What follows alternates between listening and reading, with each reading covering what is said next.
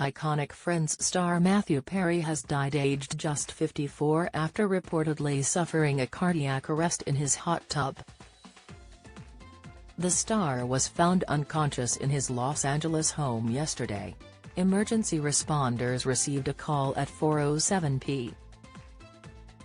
that the star had suffered a cardiac arrest and arrived to find the star dead in his jacuzzi.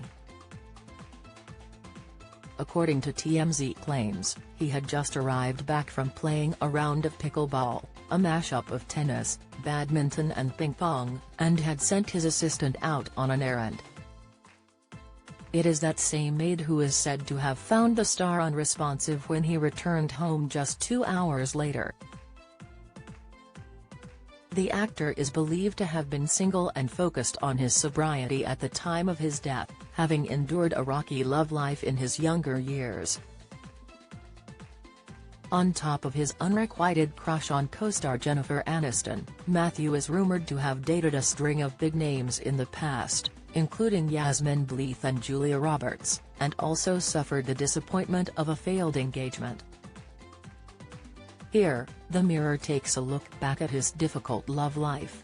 Jennifer Aniston. From the moment he met her, Matthew admitted he was smitten. "I was immediately taken by her, how could I not be? And liked her, and I got the sense she was intrigued too, maybe it was going to be something," he wrote in his recent autobiography, Friends, Lovers and the Big Terrible Thing. And when he landed the Friends gig, Jen was the first person he called, although he quickly realized his eagerness had been a mistake.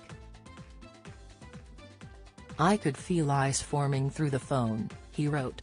"Looking back, it was clear that this made her think I liked her too much or in the wrong kind of way." But instead of slinking away embarrassed, Matthew went all in and continued to ask her for a date. "I only compounded the error by then asking her out," he continued. Jennifer declined, which made it very difficult to actually go out with her, but said that she'd love to be friends with me, and I compounded the compound by blurting, "We can't be friends." The two actors later sat down for their first Friends table read in 1994, and unfortunately for Matt, his feelings continued to linger once filming started, making their conversations awkward as he crushed badly on his co-star. "I'd ask myself, how long can I look at her? Is 3 seconds too long?" But by the time Jennifer started dating Brad Pitt in 1998, Matthew said he had long since gotten over her and was able to speak to her normally. He said that the success of the show coupled with her deafening lack of interest eventually cured him and they became lasting friends. Meanwhile, he also revealed that it was Jennifer who confronted him about his drinking while filming Friends, something he was eternally grateful for as it forced him to face the situation, a move that undoubtedly saved his life. The actor, who once nearly died from heavy drug use, said his co-star asked him outright about his scary drug and alcohol use at the height of his career and praised her for being a good friend. Matthew recalled how Jennifer told him, "We know you're drinking. Imagine how scary a moment that was," he said. "She was the one who reached out the most, you know. I'm really grateful to her for that." Julia Roberts. In his autobiography, Friends, Lovers, and the Big Terrible Thing, Matthew revealed how he and Pretty Woman actress Julia Roberts had a 3-month relationship. The Friends star detailed the fiery fling and says it began after Julia was asked to appear as guest character Susie Moss during one episode in 1995. Matthew said he sent Julia 3 dozen red roses after being told by producers that Julia would take part in the show, only if it involved his character. He said, following a 5-hour phone call, Julia turned up at his door and a relationship began. Just 3 months later, Matthew says he dumped the Hollywood star over fears he was certain she was going to break up with him.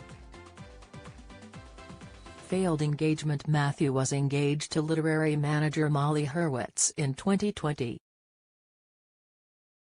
Sharing his joy with People magazine, Matthew hailed her the greatest woman on the face of the planet.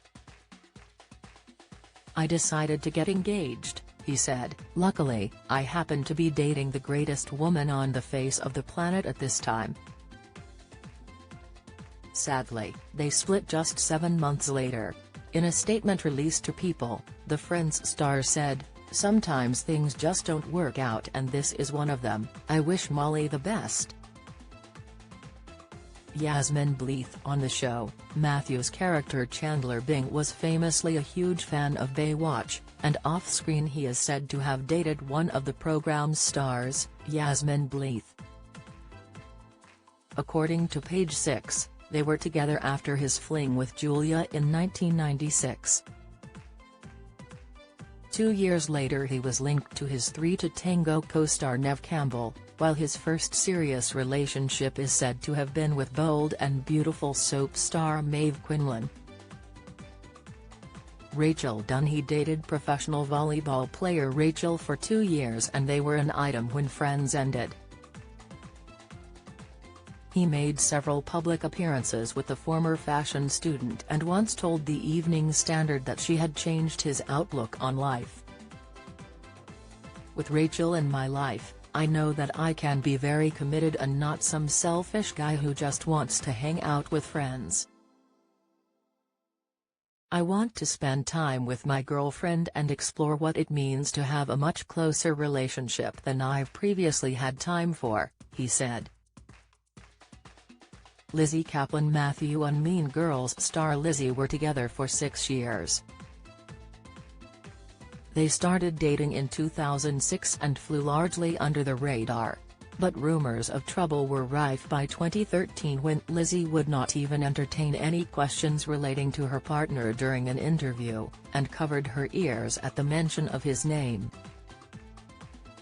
"I can stand right next to paparazzi and I do that sometimes. I'm close with people who are far more famous, and they know how to avoid attention," she cryptically said. It later emerged they had split a year earlier. Why he never married. Matthew once shared the heartbreaking reason he never settled down, admitting he was plagued by intrusive thoughts and fears whenever he was involved with someone. "I break up with them because I'm deathly afraid that they will find out that I'm not enough, that I don't matter, and that I'm too needy, and they'll break up with me," he told GQ magazine ahead of the release of his autobiography. Determined to stay sober, he explained that he couldn't risk putting his emotions on the line as a split would annihilate me and I'll have to take drugs and that will kill me. "That's why I break up with these wonderful women that have crossed my path," he added.